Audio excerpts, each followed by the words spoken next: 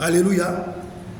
Si la Bible même dit que les serviteurs de l'autre sont sages, les fils du royaume ne sont pas sages, c'est très grave. Pourquoi? Parce que les fils du royaume prennent tout à la légère. Les fils du royaume prennent tout à la légère. Le chrétien est toujours prêt à dire laissez-nous ça. Vraiment, non, c'est rien. Non, c'est rien. Le c'est rien là. C'est ça qui peut te conduire à la mort. Alléluia. Nous sommes puissants.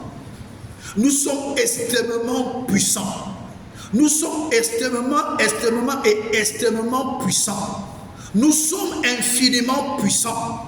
Pourquoi? Parce que le Dieu qui est infiniment puissant, comme la Bible dit dans 1 Jean 4, verset 15, que celui qui confesse que Jésus-Christ est fils de Dieu, Dieu demeure en lui et il demeure en Dieu. Ça veut dire que la nature de Dieu est en nous. Ce que Dieu est en nous. Les capacités de Dieu sont en nous. La façon d'agir de Dieu est en nous. Donc nous sommes infiniment puissants. C'est à nous de prendre conscience que nous sommes des êtres extraordinaires et non des êtres ordinaires.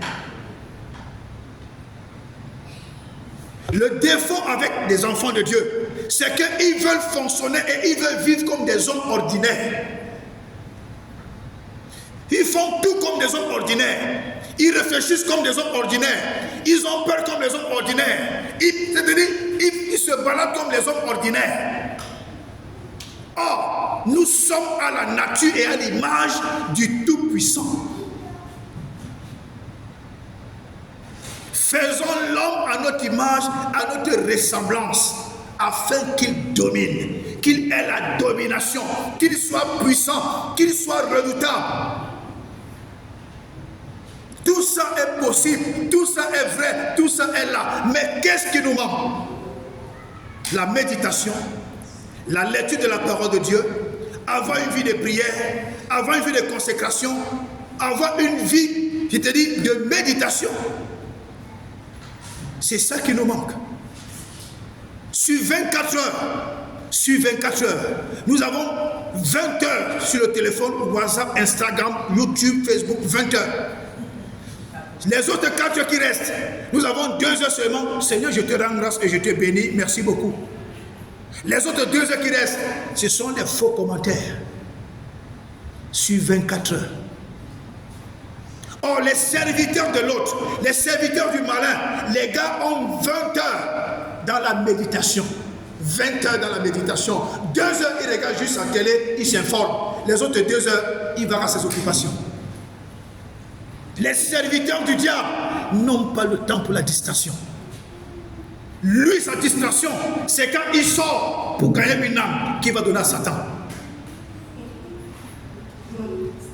Lui, c'est sa distraction là-bas.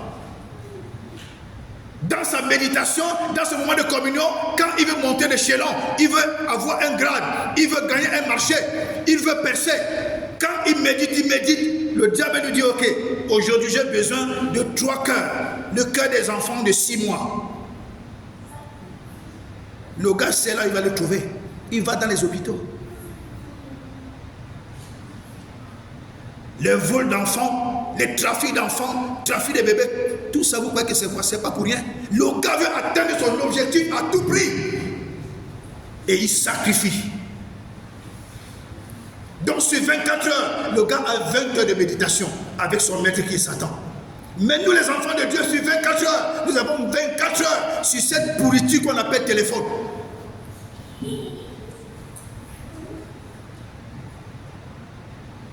Un jour, j'ai causé avec un homme d'affaires.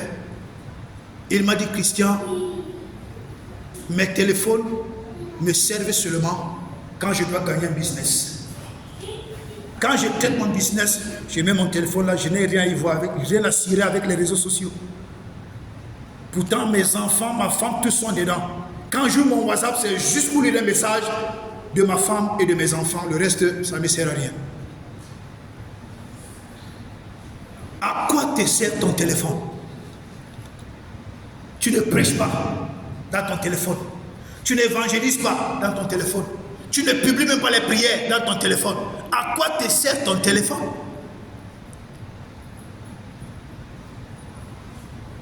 Tu achètes quelque chose à un si grand prix pour que Satan vienne te distraire dans ton téléphone. Mais utilise ton téléphone pour montrer à Satan que tu fais partie du royaume. Alléluia. Alléluia.